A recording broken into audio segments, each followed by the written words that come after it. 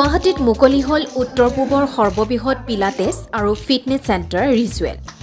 নিৰোগী সুস্থ শৰীৰ আৰু বিষমুক্ত এটা জীৱন সকলোৰে কাম্য। সেই সন্তুলনৰ সকলো ব্যৱস্থা সামৰি ৰাজ্যৰ বাবে আজি গুৱাহাটীৰ খানাপাৰাত মুকলি কৰা হয় উত্তৰ-পূব ভাৰতৰ সৰ্ববৃহৎ পিলাটেছ আৰু ফিটনেছ চেণ্টাৰ ৰিজুৱেল। এই ফিটনেছ চেণ্টাৰটো উদ্বোধন কৰে জ্যেষ্ঠ সাংবাদিক তথা পৰ্বতাৰোহী প্ৰণয় বৰদলৈ আৰু আন্তঃৰাষ্ট্ৰীয় সাঁতোৰবিদ Elvis Hazarika. Minimum half an hour দিজকে দিব লাগে প্ৰত্যেকে আমাৰ সাংবাদিকৰ যথেষ্ট ষ্ট্ৰেছফুল জীৱন যাপন কৰে, কিন্তু তাৰ মাজত কেনেকৈ ষ্ট্ৰেছ মুক্ত হৈ কাম কৰিব তাৰ কাৰণে প্ৰত্যেকে সময় দিয়া হৈছে। চ' ইয়াতে যিখিনি আছে pilates, zumba, yoga, gym, pain management এটা বস্তু এতিয়া ওলাইছে। আমাৰ দিনত পেইন মেনেজমেণ্ট মানে আমাৰ দিনত পেইন হ'লেও একো নাছিলে। 90s আমাৰ পেইন হ'লেও সেই বৰফ লগাওঁ বা হট ৱাটাৰ বেগটো লগাওঁ, তেনেকৈ পেইন কিলাৰ খাওঁ, তেনেকৈ আমাৰ চলি আছিলে। বাট এতিয়া বহুতখিনি বস্তু এতিয়া চেঞ্জ আহিছে, পিলাটেছ আহিছে, আৰু মই ভাবোঁ যে এইটো চেণ্টাৰ বহুতখিনি আগবাঢ়ি যাব। আৰু ইনফেক্ট মই গুৱাহাটীত কৈছোঁ যে মোৰ নিজৰো বেক পেইন আছে, মই মাজে মাজে ট্ৰিটমেণ্ট কৰিবৰ কাৰণে আহিম। গতিকে মানসিক চাপৰ লগতে মনৰ শান্তি লগতে শাৰীৰিক সুস্থতা, এই দুয়োটাৰ অপূৰ্ব সমন্বয়ৰ কাৰণে ইয়াত যিটো চেণ্টাৰ আছে ৰিচুৱেলছৰ, তাত পিলাটেছ এটা অন্যতম নতুন বস্তু এটা সংযোজন হৈছে। পিলাটেছটো ইতিমধ্যে বিশ্বৰ বিভিন্ন প্ৰান্তত জনপ্ৰিয় হৈছে। অসমত প্ৰথম নতুনকৈ আহিছে। পিলাটেছত মই যিখিনি গম পালোঁ যে পিলাটেছত জৰিয়তে মানুহে শাৰীৰিক আৰু মানসিক দুয়োটা স্বাস্থ্য সুন্দৰভাৱে অক্ষুণ্ণ ৰাখিব পাৰি।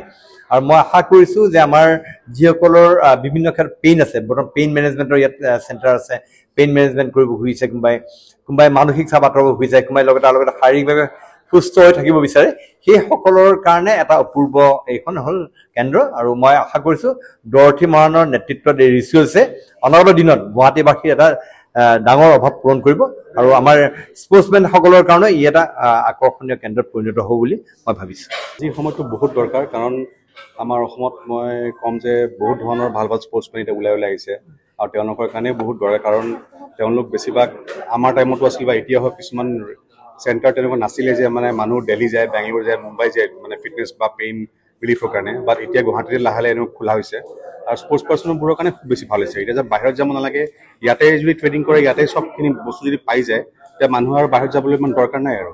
চ' বহুতখিনি বস্তু আমাৰ ডেভেলপ হৈ আছে। আমাৰ গভৰ্ণমেণ্টেও বহুতখিনি কাম কৰি আছে ৰিগাৰ্ডিং এইবিলাকৰ ক্ষেত্ৰত। প্ৰজেক্ট অলৰেডি আছে, চ' এতিয়া এইটো এটা খুলিছে, আৰু য়োগা, জুম্বা চব আছে। আৰু মই ভাবোঁ যে মানুহ বহুতখিনি হ'ব, কাৰণ এনেকুৱা বস্তু মানুহে আজিকালি বিচাৰি আছে।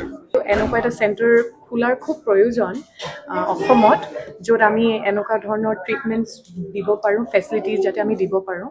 আৰু নট জাষ্ট ডেট, মানুহে ভাবিব পাৰে কি ইটছ ফৰ জাষ্ট উইমেন বা তেনেকুৱা ইঞ্জুৰি লাইক ৰিডন মেন, বাট সেইটো নহয়। পিলাটেছ চবৰ কাৰণে হয়, কাৰণ এইটো এনেকুৱা এটা এক্সাৰচাইজ যিটো World War I টাইমতে জোচেফ পিলাটেছে মানে ট্ৰাই কৰি পেলাই PTSD, mental trauma, physical joint like mobility issue থকা মানুহ চবকে হিল কৰিলে তেওঁ।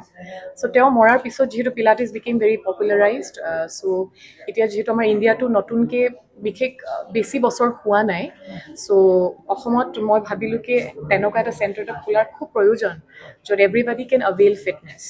চ' ফিটনেছ যিহেতু হয়, it's not just your body weight and stuff, it's your overall holistic fitness, mental fitness.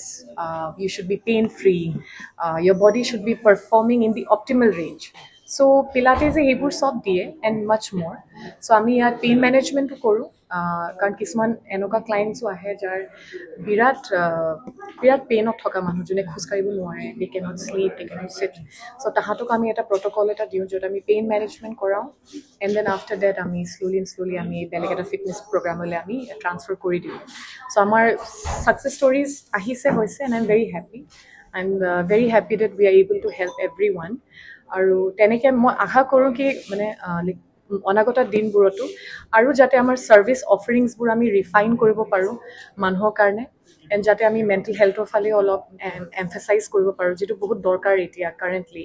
কাৰণ আমাৰ ইয়াত কিছুমান এনেকুৱা ক্লায়েণ্ট আহে হু কাম উইথ এনজাইটি, ইটিং ডিছঅৰ্ডাৰ্ছ বা কিবা ট্ৰমা থ্ৰু দি যোৱা। চ' তাহাঁতৰ নিচিনা মানুহকো যাতে আমি হেল্প কৰিব পাৰোঁ। চ' that is my wish that in future days, moi jiman paru I'll be, refining the service offerings. সুস্থ শৰীৰ সুস্থ মন লৈ আগুৱাই যোৱাৰ বাবে হলিউডৰ চেলিব্ৰিটি অলিম্পিক খেলুৱৈসকলে যিসমূহ সঁজুলি ব্যৱহাৰৰ পৰামৰ্শ দিয়ে সেই সকলোবিলাক সঁজুলি এই ৰিচুৱেলত উপলব্ধ গুৱাহাটীৰ পৰা মীনাক্ষী বৰুৱাৰ report NDS news Yes, every repetition.